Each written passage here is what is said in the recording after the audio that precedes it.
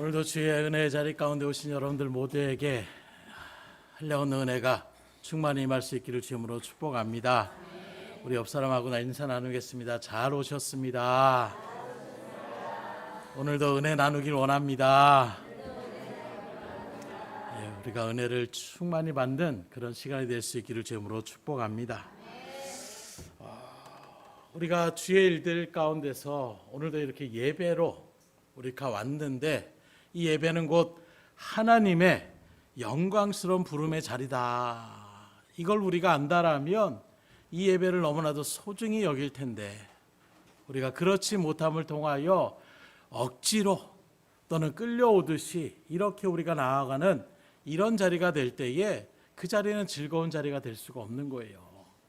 가기 전부터 내가 정말로 내가 이런 나를 갖다가 초대해줬던 그 마음에 감사와 감격의 마음이 있다라면 그 자리에 가는 것부터 시작해서 그 시간이 너무나도 즐겁고 소중한 것입니다.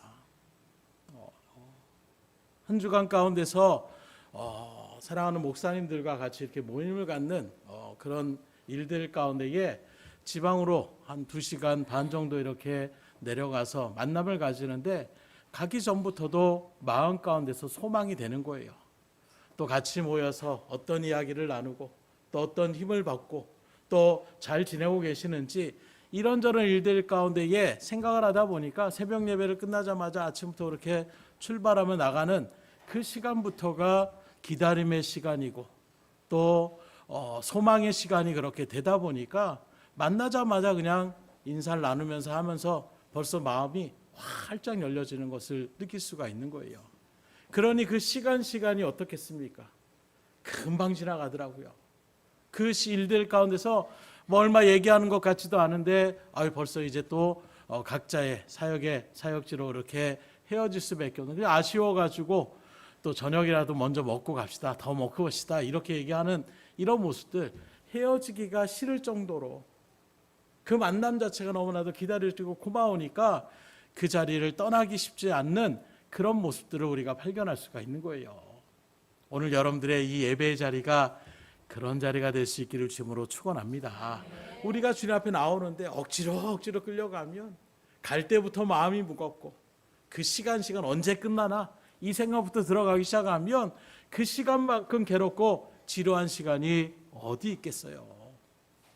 오늘 천국잔치의 비유라고도 할 수 있는 이 말씀을 통해서 바로 우리가 예배에 바쁜 시대에도 불구하고 하나님 앞에 나와서 매 주일마다 이렇게 우리가 예배를 통하여 주님 앞에 나아가는 이 자리가 왜 우리가 예배를 드려야 되고 왜 우리가 시간을 드려야 되는지에 대한 예수님의 답변의 말씀이 오늘 본문의 말씀이라고 얘기할 수가 있는데, 한마디로 얘기하면 예배는 하나님의 영광스러운 푸름의 자리다, 하나님의 초청의 자리라고 이야기할 수가 있는 것입니다.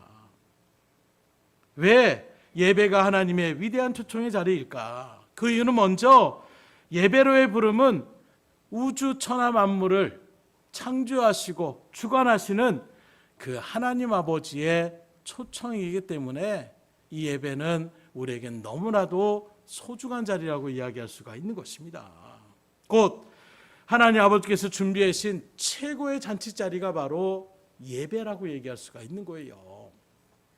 그래서 예배의 자리는 소중한 자리일 수밖에 없는데, 만일 이곳에 계신 여러분들이 한번 생각해 보십시오. 여러분 비유한 것처럼 만일 이 나라의 대통령이 여러분들을 초대했다고 생각해 보세요. 그럼 여러분들이 어떻게 준비하며 나가겠습니까?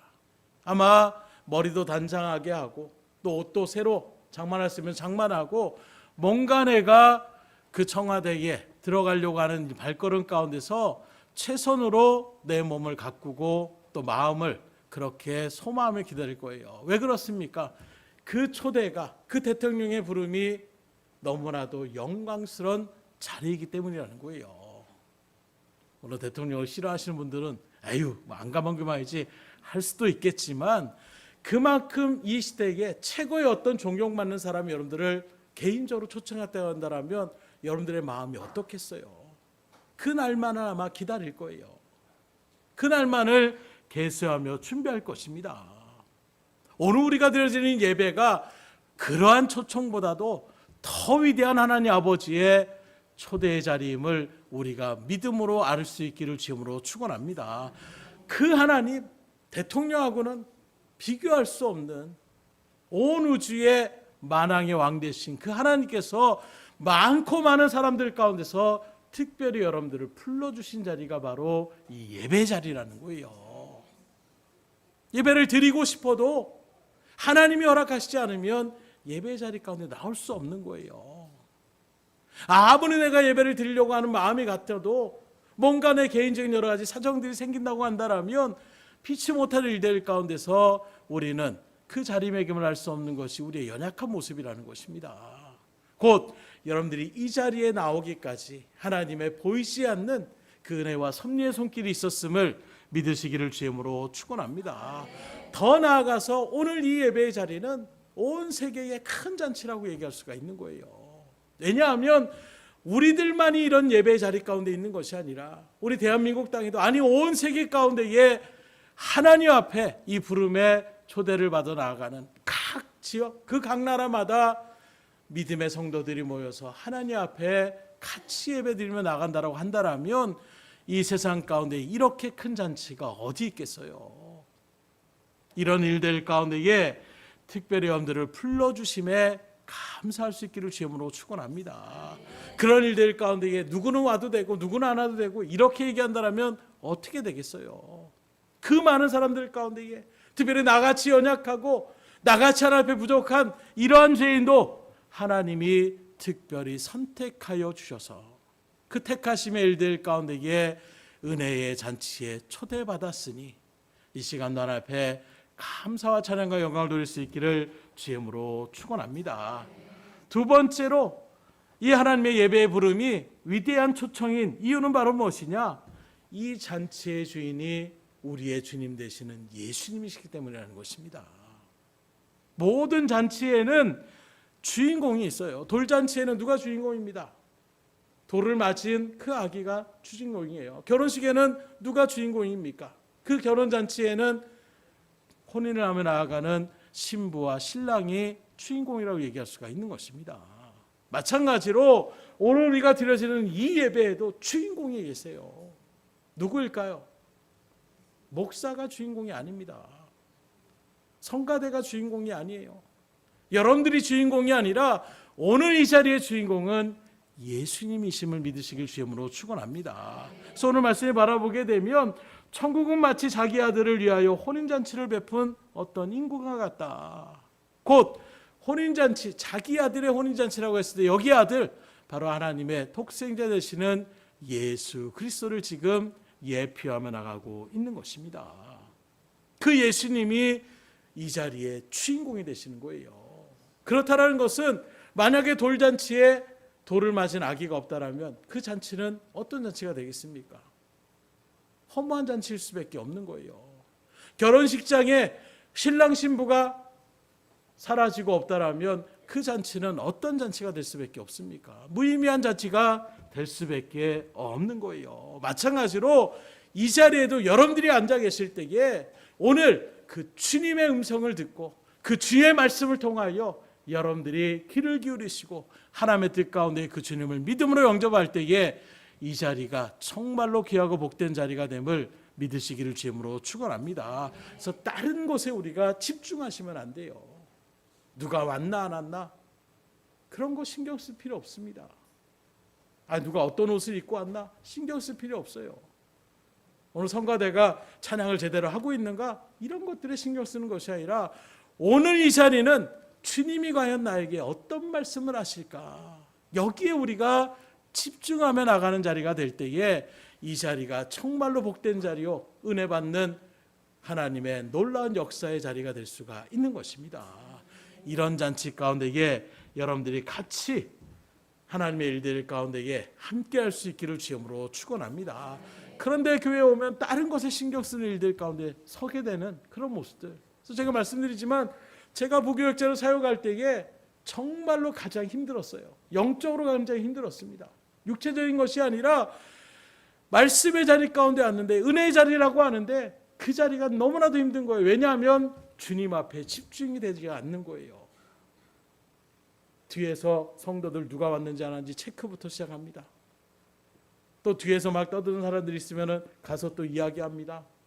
또 방송실에 뭐 어떤 소리가 잘못하게 있으면 막 문자를 또 날리며 온 일들 가운데의 말씀, 그 예수님께 집중하는 자리가 아니라 그 예배를 온전하게 어찌 보면 매끄럽게 그 일들을 진행하는 일들 가운데 서기 위하여 나아가다 보니까 정작 내 마음이 점점점 에너지가 고갈되기 시작하는 거예요. 오늘 이 자리에도 마찬가지예요. 그런데 다른 것에 신경 쓰는 순간 우리는 은혜의 자리를 스스로 박차는 것과 똑같은 거예요. 주님께 그 주의 주시는 말씀에 여러분들이 귀를 기울이시고 그 말씀을 10년 가운데 새길 수 있기를 주임으로 축원합니다. 예배는 바로 그런 자리가 되어야 되는 것입니다. 세 번째로 예배가 위대한 초청인 이유는 바로 무엇이냐? 하나님께서 이 잔치에 모든 좋은 것을 다 준비해 놓고 오라고 하시기 때문에 이 잔치는 너무나도 우리 가운데에 은혜가 넘치는 잔치라고 얘기할 수가 있는 것입니다. 오늘 말씀 가운데에 바라보게 되면 4절에 뭐라고 합니까? 다시 다른 종들을 보내며 이르되 청한 사람들에게 이르기를 내가 오찬을 준비하되 나의 소와 살찐 짐승을 잡고 모든 것을 갖추었으니 혼인잔치에 오소서 하라 하였더니, 여기에 바라보게 되니까 살찐 소와 그 모든 잔치들을 갖다가 모든 건 좋은 것을 다 준비했으니 초청하고 있으라고 말씀하고 있는 거예요. 일반적으로 우리가 삶을 살아가는 일들 가운데서 뭔가를 거래하며 뭔가를 내가 구입하려고 하면 어떻게 됩니까? 물질적인 거래가 이루어져야 되는 거예요. 내가 값을 치르고 그것을 가져와야 되는 것입니다. 그러나 잔치는 무엇입니까? 잔치는 그러한 자리가 아니에요. 잔치는 내가 제일 귀하게 여기는 것들, 또 제일 좋은 음식, 제일 좋은 상을 준비해 놓고 또 많은 것을 준비해서 어떻게 합니까? 그냥 주는 것입니다. 초대받는 사람들이 마음껏 즐길 수 있도록 그렇게 마련하는 자리가 바로 잔치 자리라고 얘기할 수가 있는 거예요. 물론 요즘에는 뭐 결혼식에 이런 일들도 축의금이나 이런 것들을 갖다가 반강제적인 것처럼 서로를 정말 축하하는 진심의 마음이기보다는 그 뷔페값이 얼마인데 최소한 그 정도는 내야지, 이런 일들이 나타나지만 예전에 우리가 정말로 동네 잔치를 한다라고 생각해 보세요. 말 그대로 예식장이 아니라 말 그대로 그 집안에서 결혼 예식을 하는 그런 일들을 바라보게 되면 여기저기서 전을 굽고 사람들을 많이 오면 뭐 술이고 뭐 음식이고 막 계속해서 오는 사람들에게 최고의 그런 음식들을 내놓는 것을 아낌없이 내어주는 자리, 이게 바로 잔치의 진정한 의미라고 얘기할 수가 있는 거예요. 오늘 하나님께서 바로 그러한 잔치를 우리에게 예배해 놓으셨다라고 말씀하고 있는 것입니다. 그 하나님이 여러분들이 오실 때에 그냥 오라고 하시는 거예요. 뭔가를 준비하며 나오라고 말씀하는 것이 아닙니다. 그 하나님께서 우리에게 주실 수 있는 제일 좋은 것들을 미리 예배하여 놓으시고 그것을 우리에게 주시려고 부른 자리가 바로 예배 자리라고 얘기할 수가 있는 거예요. 무엇을 우리에게 준비해 주십니까? 영원한 생명을 우리에게 허락하여 주시는 것입니다. 그 진리의 말씀을 듣고 주님을 영접할 때에 그 심령을, 그 발걸음을 영원한 영생의 자리 가운데로 인도하여 주시는, 구원의 은혜를 베풀어 주시는, 놀라운 하나님의 은혜의 축복을 베풀어 주신 자리가 바로 예배 자리라는 거예요. 주님의 그 초청에 부름받은 여러분들을 하나님, 그 우주 만물의 주권자 되시는 하나님의 자녀로 삼아주시는 은혜의 자리가 바로 예배의 자리인 것입니다. 이 예배를 통하여 하나님이 부르시는 이 초청을 통하여 여러분들이 기진맥진해서 이 죄악된 세상 가운데서 이리 치고 저리 치어는 그 괴로운 마음을 하나님께서 위로하여 주시고 새 힘을 주시고 공급하여 주셔서 다시금 하나님의 은혜 가운데에 믿음으로 굳건하게 설 수 있는 은혜를 베푸는 자리가 바로 예배의 자리임을 믿으시기를 주님으로 축원합니다. 그래서 절망 대신에 우리에게 소망을 주시는 자리예요. 미움 대신에 사랑을 품을 수 있도록 이끌어 주시는 그 자리가 바로 예배의 자리인 것입니다. 이렇게 하나님께서 예배하시는 이 초청의 잔치는 이 세상의 그 어떤 것과 비교할 수 없는 놀랍고 좋은 것으로 준비해 놓으셨음을 믿으시고 그 하나님의 은혜를 충만히 받아 누릴 수 있기를 주님으로 축원합니다. 하나님께서 예비하신 이 좋은 것들은 결코 세상의 것들로 채워질 수가 없는 거예요. 그래서 이런 일들 가운데서 하나님께서 이렇게 좋은 것을 예배해 주심도 감사한 일인데, 오늘 말씀에 바라보게 되니까 하나님 뭐라고 합니까?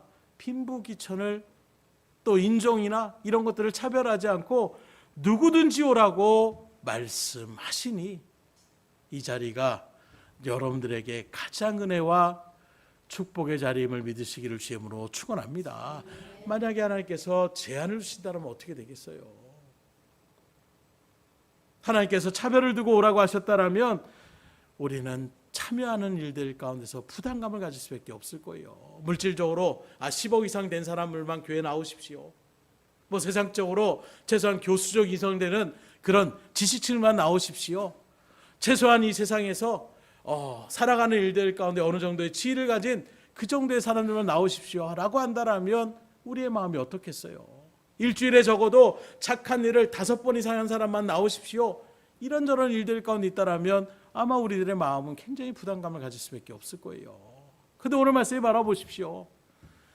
악한 자나 선한 자나 상관없이 다 오라고 말씀하고 있는 거예요. 우리의 생각에는 선한 사람들, 그래도 그중 가운데서 착한 사람들만 데리고라 할 텐데, 하나님의 초청은 바로 무엇이냐? 악한 자도 데리고라는 것입니다. 왜요? 그도 하나님의 은혜로 충분히 변화될 수 있기에 하나님은 모든 사람들을 예외 없이 다 부르심의 자리에 초청하고 있고, 그 자리 가운데 여러분들이 이렇게 자리매김함을 감사할 수 있기를 주님으로 축원합니다. 아무나 초청하며 나아갈 수 있는 자리, 아니 원래대로 한다라면 기족이나 특별히 선택하며 나갔던 사람들이 있었지만 그들이 거부를 하는 거예요. 그 모습에서 오늘날 어찌 보면 이 믿음의 기독교의 출발점도 우리가 아는 것처럼 유대교로부터 나아가는 그 일들 속에서 본래 하나님은 구약에 그 아브라함을 통하여 유대인들을 그 세상의 제사장의 나라로서 하나님의 믿음의 백성으로 선택하여 주셨습니다. 그러나 그들이 어떻게 합니까? 그 하나님의 부름에 제대로 호응하지 않는 거예요. 오히려 하나님이 다 싫어하시는 우상 숭배의 가점이 빠지는 것입니다. 죄악과 결탁하는 것입니다. 자신의 유익을 꾸며하려 그 일들 가운데서는 그 모습 가운데서 이제 예수님이 이 땅에 십자가의 죽으심을 통하여 복음이 온 세계에 퍼져게 되었고, 그렇게 바라본다라면 우리 대한민국 여호와 여러분들은 이방이라고 할 수가 있는 거예요. 복음을 받아들일 수 있는 자격이 없는 우리들에게 이제 예수님의 그 보혈의 공로를 통하여 여러분들에게도 이 말씀의 은혜가 들어가게 되어 주신, 그리고 아는 것처럼 우리 한국의 기독교 역사는 그렇게 길지 않아요. 이제 한 120년이 조금 넘습니다. 그 지역에 그 이전에 있는 사람들은 복음을 접해보지도 못한 그런 사람들이 부지길 수밖에 없는 거예요. 그런 모습에서 여러분들에게까지 이렇게 하나님의 은혜의 복음이 흘러감을 통하여 오늘 이 자리 가운데 그 하나님의 부름에 초청에 응답하여서 자리매김하신 여러분들 가장 복된 자리에 앉아있음을 믿으시기를 주님으로 축원합니다. 우리 옆 사람과 나누겠습니다. 정말로 복된 자리에 오셨습니다. 오늘 복된 자리에 오신 분들이에요. 하나님의 그 부름의 일들 가운데서 오늘 마지막 절에 바라보게 되면 청함을 받은 자는 많되 택함을 입은 자는 적다라고 말씀하고 있어요. 지금도 많은 사람들에게 복음을 전합니다. 그러나 그 일들 가운데에 택하여지는 그 하나님의 부름에 응답하여 자리매김하는 영혼들은 많지 않다는 것을 말씀하고 있어요. 예배가 위대한 초청인 네 번째 이름 바로 무엇이냐? 이 잔치에 초청을 받지 않는 자, 이 하나님의 부름에 응하지 않는 자들에게는 불행한 결과가 있기 때문에 여러분들이 이 자리 가운데 앉은 것이 복된 자리임을 믿으시길 주님으로 축원합니다. 오늘 말씀을 바라보게 되세요. 하나님의 그 위대한 초청을 받았는데 그 초청을 받은 일들 가운데서도 사업 때문에, 내가 할 일이 있어서, 돈 버는 일 때문에, 세상의 재미 때문에 나는 가기를 싫습니다. 초청에 응하지 않겠습니다. 이렇게 나오는 사람들이 있다라는 거예요. 왜 이들이 싫어했을까요? 거기 가는 것보다 내가 하는 일이 더 좋다라는 거예요. 하나님의 부름에 응답하기보다는 내 취미생활을 살리며 나가는 자리가 더 내 마음을 흡족하게 한다는 것입니다. 오늘날에도 마찬가지예요. 이런 하나님의 위대한 부름에 초청을 받았음에도 불구하고 하나님의 그 초청이 귀한 것인 줄 모르니까 거기에 마음을 쏟지 않는 거예요. 정말로 귀한 자리가 있다라면, 정말로 내 마음 가운데 그것이 소중하다고 여기다라면 내 모든 것을 다 내려놓고 그 자리에 갈 거예요. 세상에 연인을 만나는 그 사랑의 시간을 한번 여러분들이 돌아켜 보십시오. 늘 내가 해야 될 일들도 있지만 때로는 그 일들 가운데서 잠시 모든 것들을 내려놓고까지도 사람을 만나기 위해서 나아가는 그 마음. 왜요? 내 마음 가운데 그만큼 소중히 여기기 때문에 내려놓을 수가 있는 것입니다.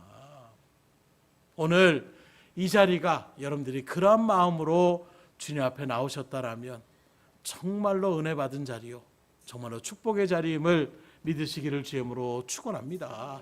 반대로 이런 일들의 하나님의 부름에 오히려 응답하지 않는 일들에 대한 안타까움의 모습을 우리에게 말씀으로 분명하게 친구하고 있어요. 그건 바로 무엇입니까? 비참한 일들이 기다리고 있는 것입니다. 오늘 본문 6절에 보니까 그 남은 자들은 종들을 잡아 모욕하고 죽이니 임금이 노하여 군대를 보내어 그 살인한 자들을 진멸하고 동네를 불살랐다. 하나님께서 그 위대하신 부름에 초청하지 않았을 때 결국에는 지금 당장의 일들이 일어나지 않을지 몰라도 마지막 심판의 자리 가운데서 주님께서 물으실 거예요. 너는 내가 왜 그렇게 초대를 했는데도 불구하고 내 부름에 응답하지 않았느냐. 슬피 울며 내어 쫓김을 받을 수밖에 없는 것입니다. 그러기에 그러한 자리매김 가운데 여러분들이 서지 않고 오늘도 하나님의 푸른 가운데 이 자리에 온 것만으로도 정말로 복된 자리 가운데 있음을 믿으시기를 주님으로 축원합니다. 그래서 이 세상에 돈 버는 것이 우리에겐 가장 중요하다고 생각을 하고 있어요.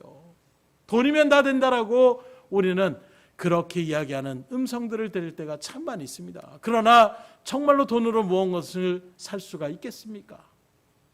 돈으로, 물질로 사지 못하는 것들이 얼마나 많이 있습니까? 쉬운 예로 생명을 돈으로 살 수 없어요. 또 돈을 가지고 내 가정의 평안을 살 수 있습니까? 살 수 없어요. 오히려 돈 때문에 가족의 화평이 깨어지는 이런 이야기들을 우리가 들을 때가 더 많이 있는 것입니다.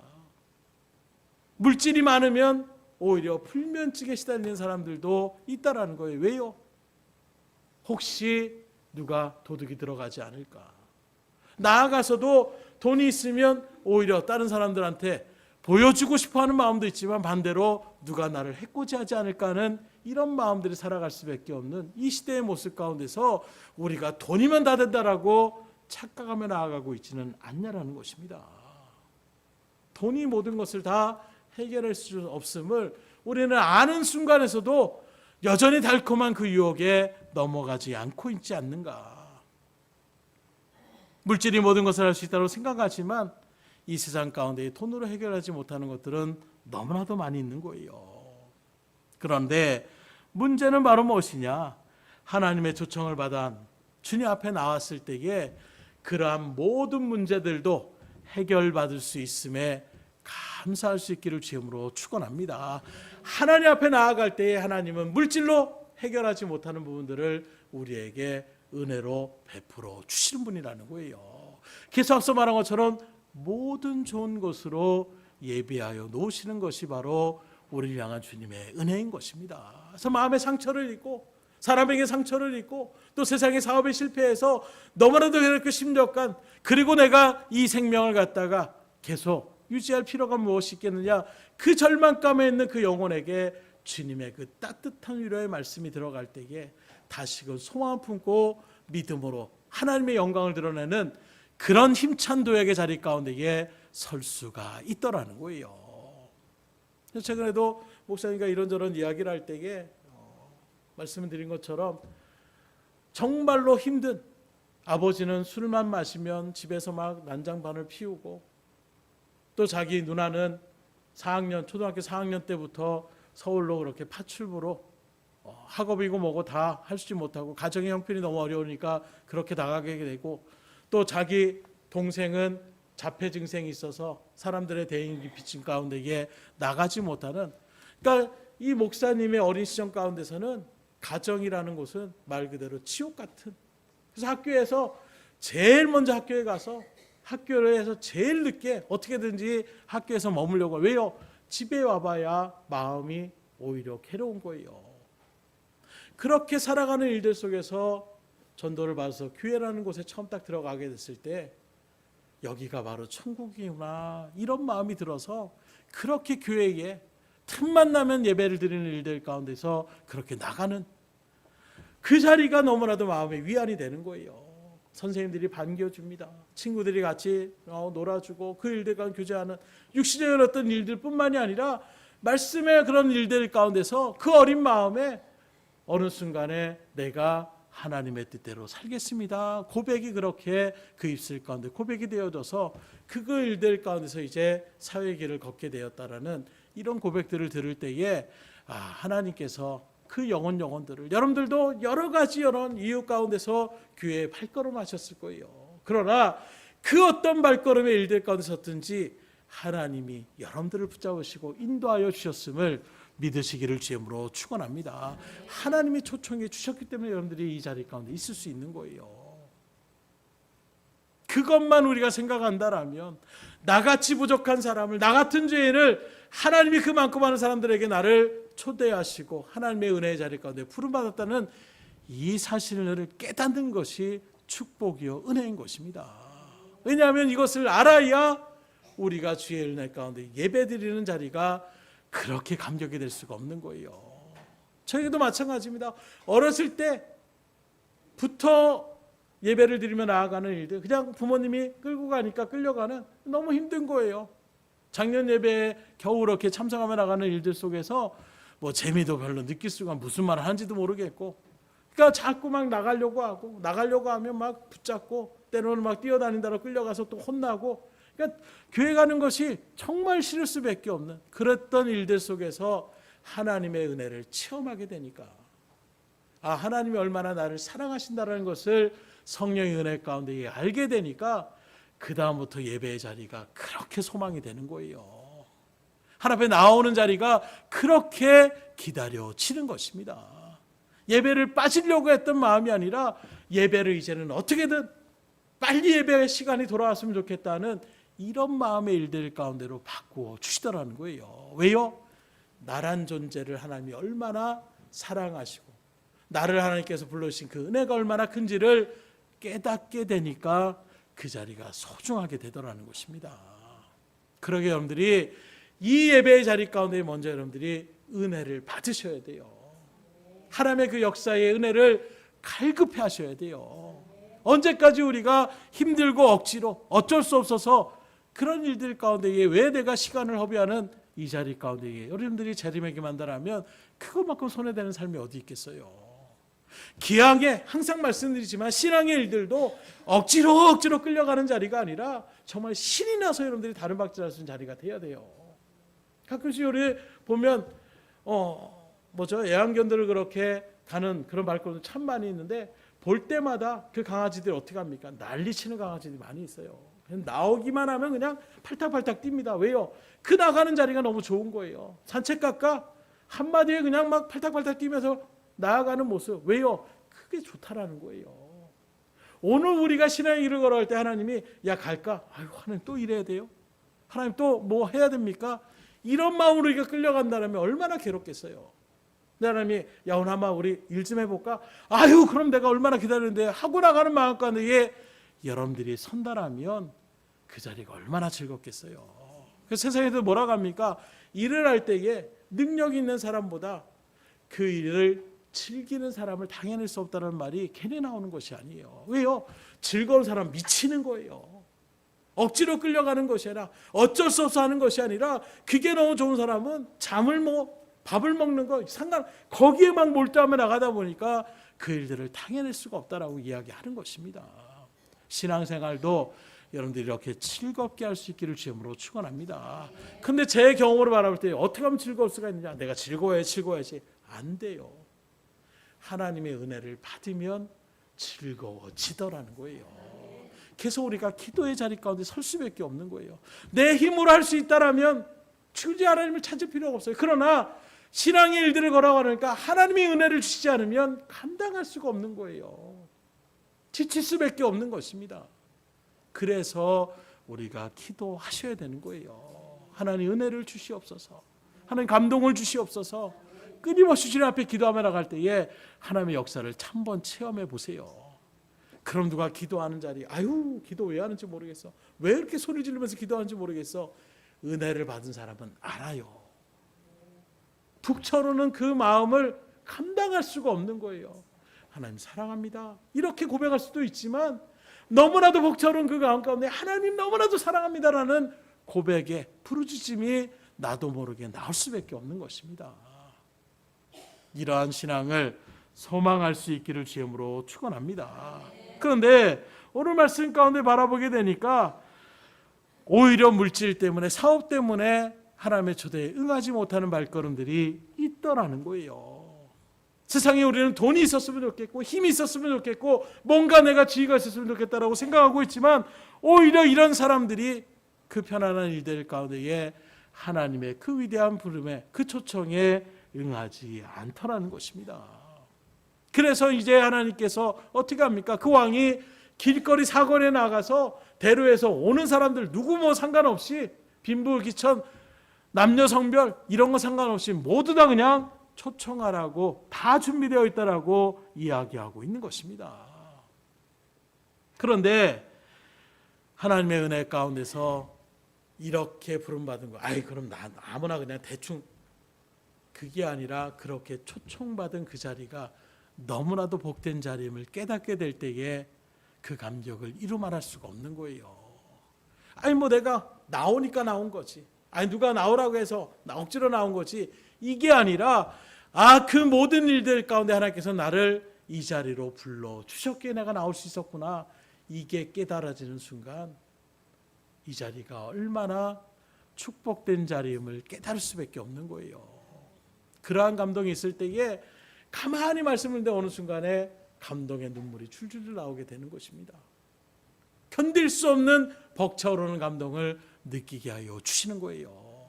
오늘도 말씀 앞에서는 여러분들에게 이러한 성령의 놀라운 역사가 일어나기를 주님으로 축원합니다. 그때 우리가 힘을 내어 주의 일들을 감당해 나갈 수가 있는 거예요. 그런데 오늘 말씀해 보니까 이렇게 천국잔치에 참여하는 자에게 하나님께서 요구하시는 것이 있어요. 그게 바로 무엇이냐? 잔치에 초청받은 사람들에게 다 예복을 입혔다라고 이야기하고 있는 것입니다. 이 예복은 의의 옷이라고 얘기하고 있어요. 곧 의의 옷 대신 예수 그리스도를 우리에게 예표적으로 이야기하고 있는 것입니다. 그래서 옷은 뭘 얘기합니까? 옷은 신분을 나타내고 있어요. 군복을 입으면 군인인 것입니다. 간호복을 입으면 간호사인 줄 알아요. 의사 가운을 입으면 저분이 의사구나 알 수 있는 것입니다. 옷은 그 사람의 신분을 보여주는 거라고 얘기할 수가 있는 거예요. 마찬가지로 성도는 성도로서 마땅하게 입어야 될 옷이 있는데 그게 바로 무엇이냐? 의의 옷이라고 말씀하고 있는 것입니다. 그건 바로 뭘 얘기하느냐? 누구든지 예수 그리스도를 믿음으로 영접하면 그가 그 일들 가운데에 죄사함을 얻고 하나님의 자녀의 자리 가운데 세워주신다라는 이 일들 가운데서 여기 의의 옷은 여러분들이 정말로 진심으로 예수님을 믿음으로 영접하는 것을 말씀하고 있어요. 곧 영접하는 자, 곧 그 이름을 믿는 자들에게는 하나님의 자녀가 되는 권세를 주신다라는, 죄인이건 길거리에 나간 사람이건 어떤 사람이라도 불구하고 예수님 그 주님을 믿음으로 영접한 사람에게는 하나님의 자녀가 되는 특권을 주셨다라고 말씀하고 있는 것입니다. 그래서 이 자리 가운데에 주님이 우리의 주인공일 수밖에 없는 거예요. 주님과 함께하는 그 사람이 곧 의의 옷을 입은 자요, 하나님의 구원의 백성이요, 하나님의 자녀가 되는 거예요. 아무리 우리가 교회 발걸음을 하더라도 이 자리에 예수님과 나와 상관이 없는 사람이 있다라면 그 사람은 마지막 그때의 구원의 자리 가운데에 설 수가 없는 것입니다. 그걸 오늘 말씀은 여신에게 말씀하고 있어요. 그 임금이 뭐라고 합니까? 11절에 보니까 임금이 손님들을 보러 들어올세 거기서 예복을 입지 아니한 한 사람을 봤다. 잔치 자리에 있어가지고 이제 잔치를 잘 하고 있는가, 손님들을 잘 대접하고 있는가 하고 딱 연회장에 와 보니까 딴 사람들은 다 예복을 입었는데 한 사람이 예복을 입지 않았다라는 거예요. 왜 이런 일이 벌어지는가? 고대 이스라엘의 이런 어떤 풍습 가운데 이게 하나가 바로 무엇이냐?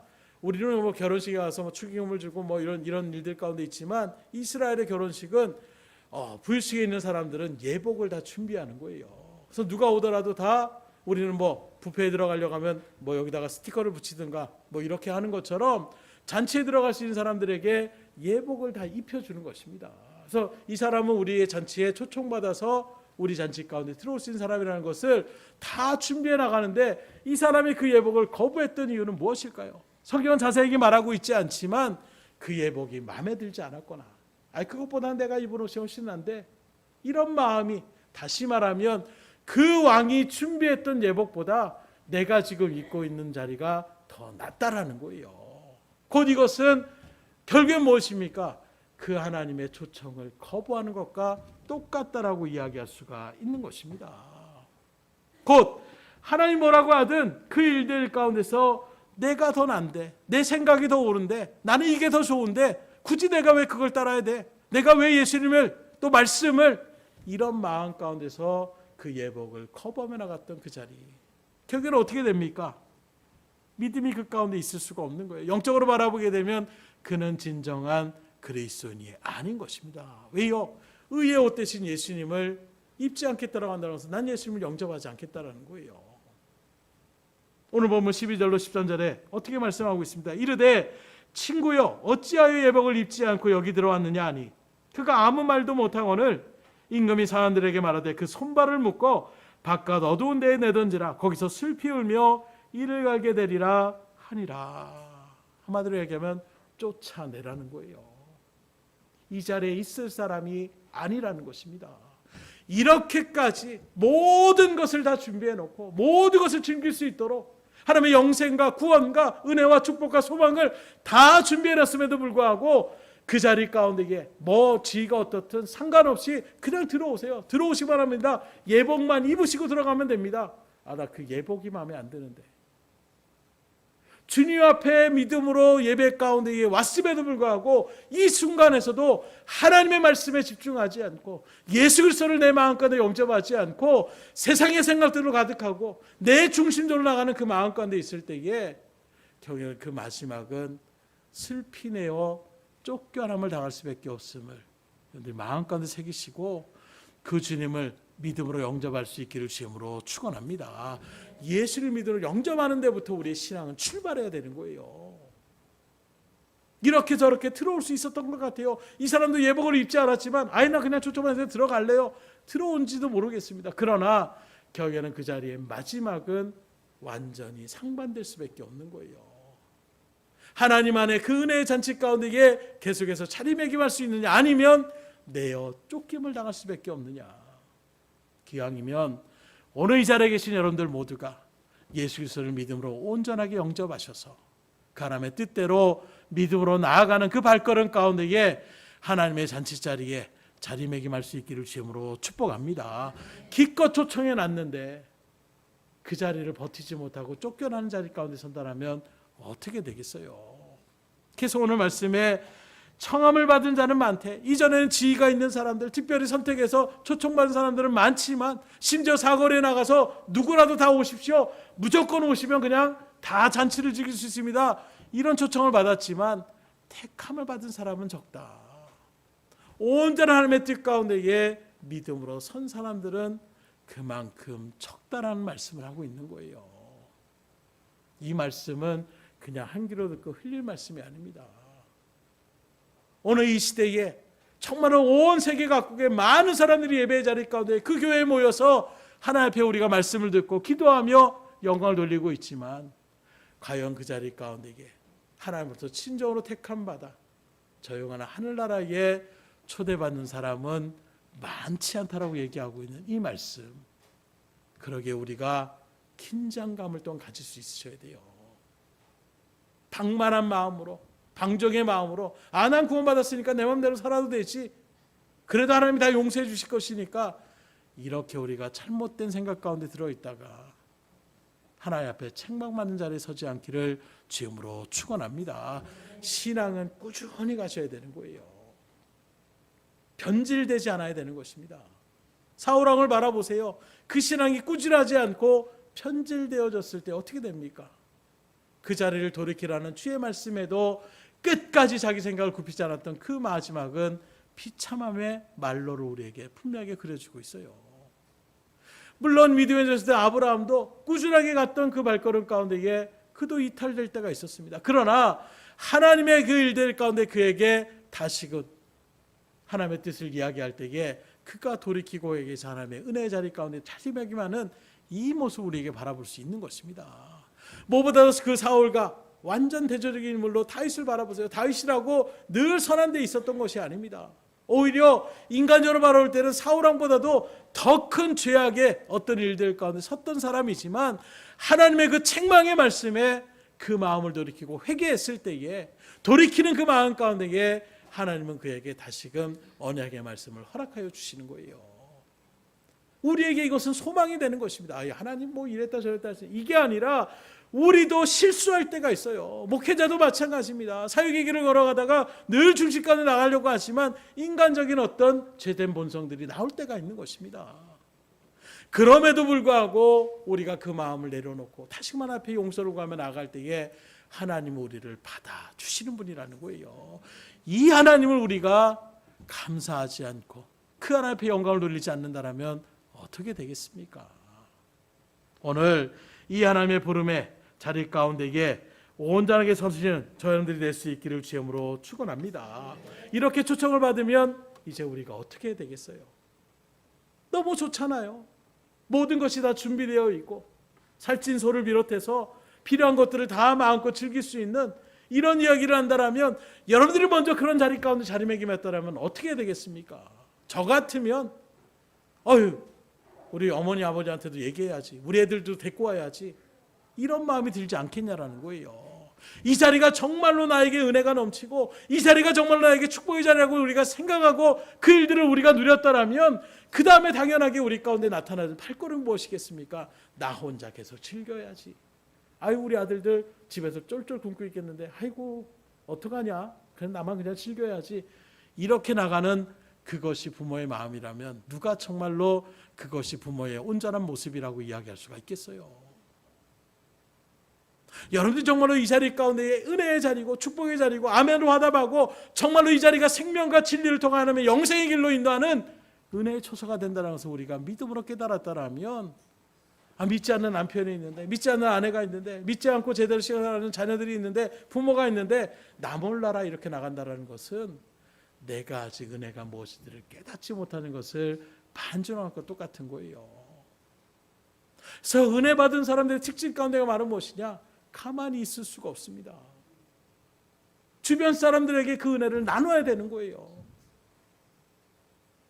그래서 우리 이하수 성도님 항상 말씀드리지만 늘 심지어 나 이제 정말 죽고 싶습니다. 살고 싶지 않아요. 이런 고백까지 할 때에 목회자로서 철렁한 마음이 있었어요. 강권했습니다. 그렇지 않습니다. 하나님이 계시는데 그런 말씀 하시면 안 됩니다. 그랬던 그 발걸음 가운데에 은혜를 체험하게 되시니까 그 다음에 어떻게 하느냐? 가까운 가족들부터 전화할 때마다 교회 다녀야 돼. 예수님 믿어야 돼. 보이는 사람마다 그 말씀을 증언하며 나가시는 거예요. 왜요? 내가 받은 은혜가 너무나도 크니까. 우리의 발걸음이 이렇게 될 수 있기를 주님으로 축원합니다. 여러분들을 먼저 하나님의 은혜의 자리 가운데 이렇게 불러주신 은혜는 바로 이것을 이야기하고 있는 거예요. 이것이 바로 전도의 원리인 것입니다. 전도는 억지로 하는 것이 아니라 내가 먼저 은혜를 받게 되면 전도하는 거예요. 그 수가성에 있는 그 여인을 바라보십시오. 모든 동네 사람들이 저 정말 천박한 이렇게 손가락 따가는 일들 가운데서 딴 사람들의 시선을 피해서 겨우 몰래 우물을, 그 물이 없으면 살아갈 수 없기에 물을 들어왔을 때에 주님을 만나고, 그리고 주님과의 대화 속에서 정말로 이분이 우리가 기다렸던 메시아가 맞구나, 이 은혜를 느끼게 되니까 어떻게 합니까? 손가락질하면 그 사람들 앞에서 통내방네 소리치고 다니는 거예요. 여러분들, 메시아가 왔습니다. 우리가 기다렸던 그 메시아가 왔습니다. 와서 보십시오. 그 소리에 사람들이 예수님께로 와서 그 말씀을 듣고, 그리고 그들도 변화되어져서 예수님을 믿음으로 그렇게 영접해 나가는 이런 은혜의 사건들, 기독교 역사는 이렇게 이루어지는 거예요. 너 죽을래? 지금이라도 예수님을 거부하면, 나 예수 안 믿겠다라고 하면 살려주겠다, 이 소리에 결코 타협할 수가 없는 것입니다. 왜요? 나를 향하신 하나님의 은혜와 사랑이 어떤 것인지 아는데 내가 어떻게 주님을 부인할 수가 있겠습니까?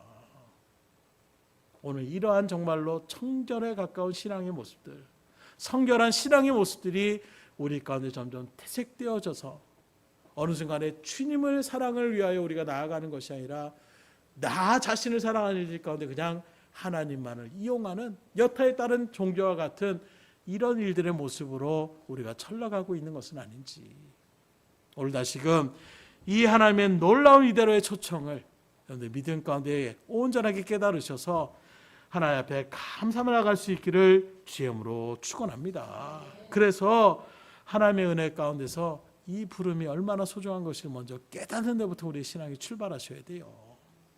오늘 이 자리가 정말로 복된 자리요, 그 위대하신 하나님의 영광의 부름의 자리임을 온전한 마음 가운데 새기셔서 하나님 앞에 드려지는 그 예배의 시간을 소망하시고 자리매김하시고 그 뜻을 온전하게 마음 가운데 새기셔서 하나님 앞에 영광 돌며 나가기 부정함이 없는 저희들의 발걸이 될 수 있기를 주님으로 축복합니다. 기도하겠습니다. 하나님 감사합니다. 오늘도 주의 말씀의 은혜 가운데를 불러주신 하나님, 아니 오늘 특별한 말씀을 통하여 이 자리가 그냥 나의 발걸음으로 부지불식간에 온 자리가 아니라 하나님의 영광스러운 그런 초대의 부름의 자리였음을 다시금 깨닫게 하여 주셨사오니 하나님, 이 자리를 우리가 소중히 여길 수 있도록 인도하여 주시옵소서. 그 어떤 자리보다 가장 귀한 자리임을 깨닫게 하여 주셔서 하나님의 은혜를 충만히 받아 누리게 하여 주시고 예배해 주신 그 모든 좋은 것들을 우리가 누리며 나아갈 수 있는 발걸음이 다 될 수 있도록 인도하여 주시옵소서.